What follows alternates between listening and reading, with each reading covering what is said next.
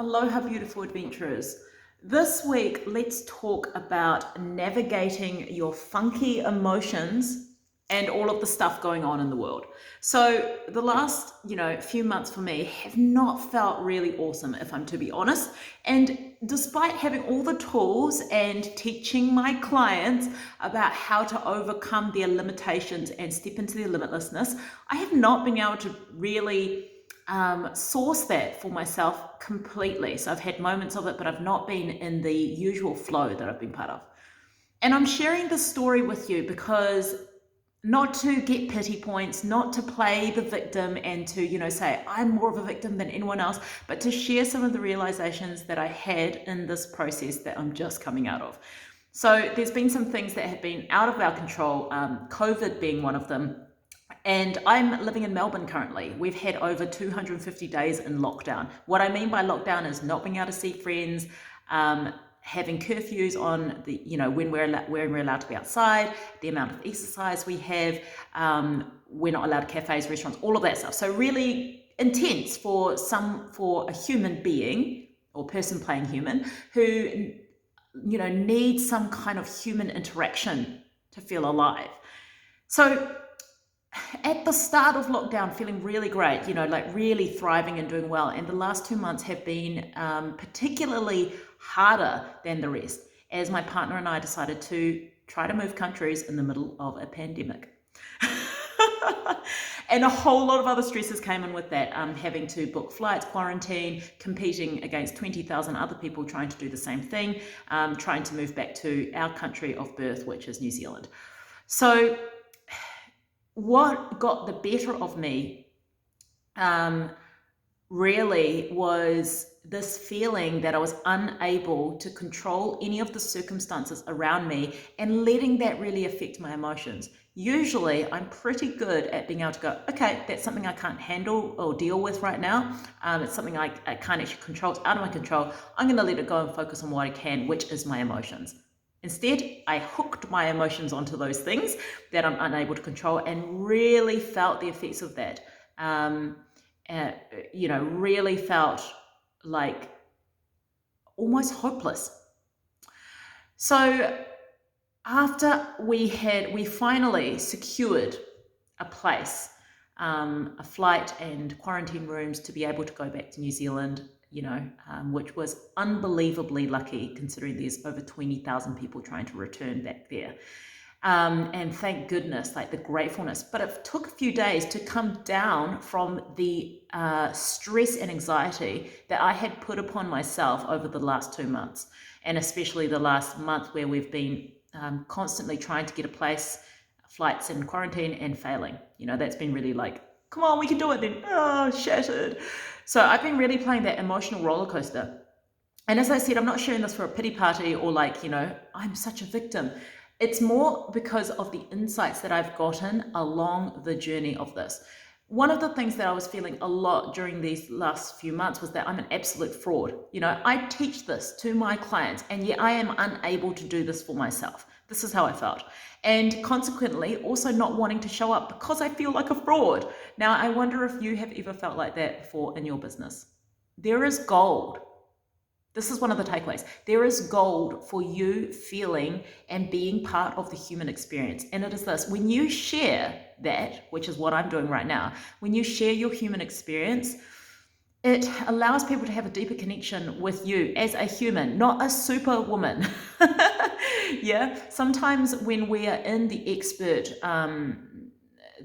persona, so much so, it can be really intimidating for our clients because they're like, there is just no fucking way that I can do what she is doing, right? She's way above, or, whatever they think, right?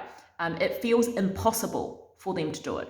So sharing our journey, sharing our real stories that we are experiencing or overcoming or have overcome, allow them to know that you also have been where they have been. And you're also able to get yourself out of that, right? And so although it's taken me a long time to get myself out of my own funk, I'm finally lifting out of that using my own tools, of course, which is what I tell my clients to do.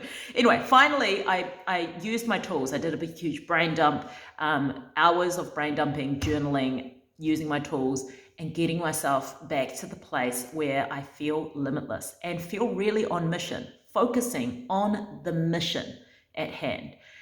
And that really came from a piece of advice from my coach. And she said something along these lines that, your ability to stay emotionally stable despite what is happening around you really will become the indicator of the quickness of your success. That hit me like a ton of bricks. I was like, of course it is. It's not something that I don't already know. It was a reminder, which is what a good coach does, right? They remind you of what you need to be reminded of. And I was like, yeah, it is time for me to do what I say, to handle these emotions, to handle what I can handle, which is my emotions and how I'm reacting to the world, and get back on the mission, get back to fulfilling the big, huge mission that I have in my lifetime to achieve. And when we do that, when we just take that little focus, when we take the focus about me, and all of the shit happening to me, and we just shift it to why am I here and what is my big purpose in the world and how am I achieving that through my business, it allows you to activate your greatness, your limitlessness. And it allows you to direct all of this energy into something that is far more important, fruitful, and also, what can I say? Far more important, fruitful, and soul-aligned, right? Not little and ego-aligned.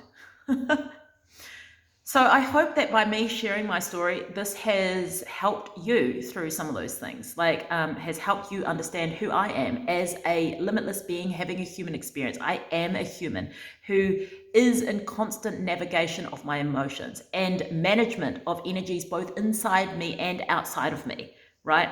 And I also am, at the core of me, a limitless being who gets to choose her reality. I get to choose that. And sometimes I forget that I get to choose. But I do. I know that this is what I get to choose. So I can stay, if I want to, fearlessly focused on the mission that I have at hand, or I can drop right down into my little self and feel all of the things and get myself in a whirlwind or a whirlpool of emotions and not be able to get myself out and feel like I'm drowning and then feel like a fraud. Yeah. So I hope that this has really inspired something in you if you are feeling like, you aren't handling things that well at the moment, or you feel like a fraud because you're not handling those things well. You can still be an expert at what you do. You can still coach and inspire everyone around you, even if you aren't feeling 100% on top of it. One, because you as a human, having a human experience, have now a really tangible, teachable moment for your people. And two, because you get to understand deeper the journey of which your clients are also, well, maybe not also going through, but have been through or will go through along their journey in your transformational work.